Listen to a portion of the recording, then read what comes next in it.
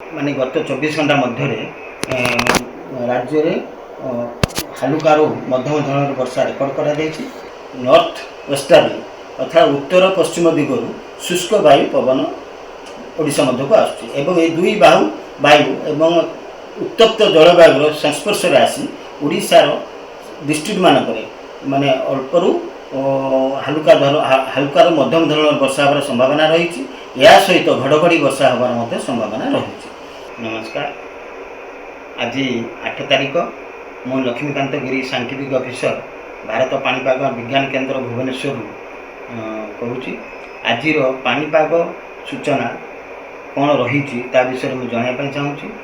ଆଜି ମାନେ ଗତ 24 ଘଣ୍ଟା ମଧ୍ୟରେ ରାଜ୍ୟରେ ହାଲୁକାରୁ ମଧ୍ୟମ ଧରଣର ବର୍ଷା ରେକର୍ଡ କରାଯାଇଛି, କିନ୍ତୁ ସର୍ବାଧିକ ରେନଫଲ୍ ଆମର ହେଇଛି 54 ମିଲିମିଟର ମାଲକାନଗିରିର ମୈଥିଳୀରେ।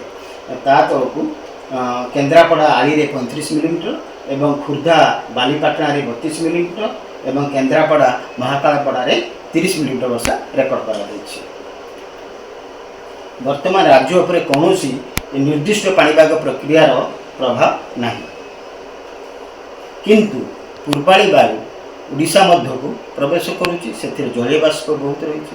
ତା ସହିତ ମଧ୍ୟ ନର୍ଥ ୱେଷ୍ଟର୍ଣ୍ଣ ଅର୍ଥାତ୍ ଉତ୍ତର ପଶ୍ଚିମ ଦିଗରୁ ଶୁଷ୍କ ବାୟୁ ପବନ ଓଡ଼ିଶା ମଧ୍ୟକୁ ଆସୁଛି ଏବଂ ଏହି ଦୁଇ ବାୟୁ ଏବଂ ଉତ୍ତପ୍ତ ଜଳବାୟୁର ସଂସ୍ପର୍ଶରେ ଆସି ଓଡ଼ିଶାର ଡିଷ୍ଟ୍ରିକ୍ଟ ମାନଙ୍କରେ ମାନେ ଅଳ୍ପରୁ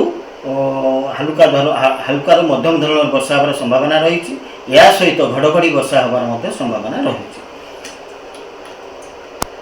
ଆମର ଯେଉଁ ଆମେ ପୂର୍ବାନୁମାନ କରିଛୁ ହାଲୁକାର ମଧ୍ୟମ ଧରଣର ବର୍ଷା, ସେଟା କୋଷ୍ଟାଲ ଓଡ଼ିଶା ଅର୍ଥାତ୍ ଉପକୂଳବର୍ତ୍ତୀ ଜିଲ୍ଲାମାନଙ୍କ ସହିତ ତା ସହିତ ପାଖାପାଖି ଡିଷ୍ଟ୍ରିକ୍ଟ ମାନଙ୍କରେ ହାଲୁକାର ମଧ୍ୟମ ଧରଣର ବର୍ଷା ହେବାର ସମ୍ଭାବନା ରହୁଛି। ଏବଂ ଆସନ୍ତା 24 ଘଣ୍ଟା ମଧ୍ୟରେ ଚେତାବନୀ ମଧ୍ୟ ଦେଇଛୁ। ଆମେ ଉତ୍ତର ଓଡ଼ିଶାର 13ଟି ଡିଷ୍ଟ୍ରିକ୍ଟ ପାଇଁ ଆମେ ଚେତାବନୀ ଦେଇଛୁ।